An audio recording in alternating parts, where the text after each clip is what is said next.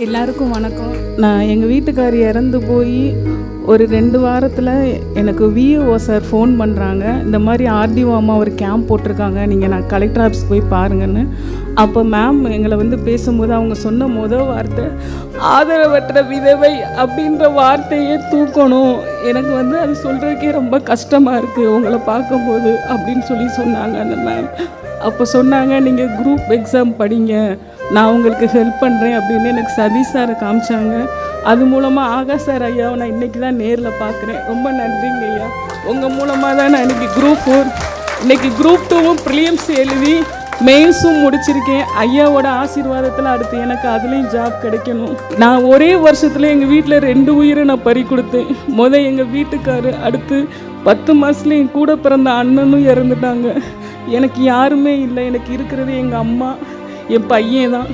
அப்போ என்னோடய ஃப்ரெண்டு சொல்கிறாங்க, எங்கள் வீட்டுக்காரர் இருந்த 2 வாரத்துலேயே, வனிதா இறந்தவங்க திரும்பி வரப்போகிறதில்ல, நீங்கள் படிங்க அப்படின்னு என்னை மோட்டிவேட் பண்ணது என்னோடய ஃப்ரெண்ட் மதுரவாணி. Please come. அவங்க தான் எனக்கு ரொம்ப ஹெல்ப் பண்ணாங்க. அவங்க பிடபிள்யூ டிபார்ட்மெண்ட்டில் 8 இயர்ஸாக ஒர்க் பண்ணிகிட்ருக்காங்க. அவங்க தான் எனக்கு ஃபஸ்ட்டு எனக்கு ரொம்ப என்னை மோட்டிவேட் பண்ணது.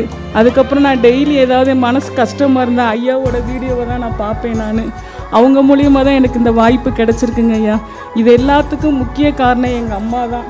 அவங்க தான் நான் படிக்கிறதுக்கு ரொம்ப ஹெல்ப் பண்ணாங்க. நான் பார்ட் டைமாக ஒர்க் பண்ணிக்கிட்டே படித்தேன். நான் எங்கள் அம்மா இல்லைன்னா இன்றைக்கி நான் கிடையாது.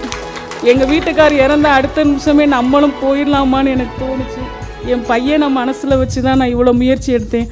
அதனால் எவ்வளோ தடைகள் வந்தாலும் நீங்கள் படிக்கிறத மட்டும் விட்டுறாதீங்க. என்னை போல் நீங்களும் இதை விட பெரிய போஸ்டிங்கில் வரணும்.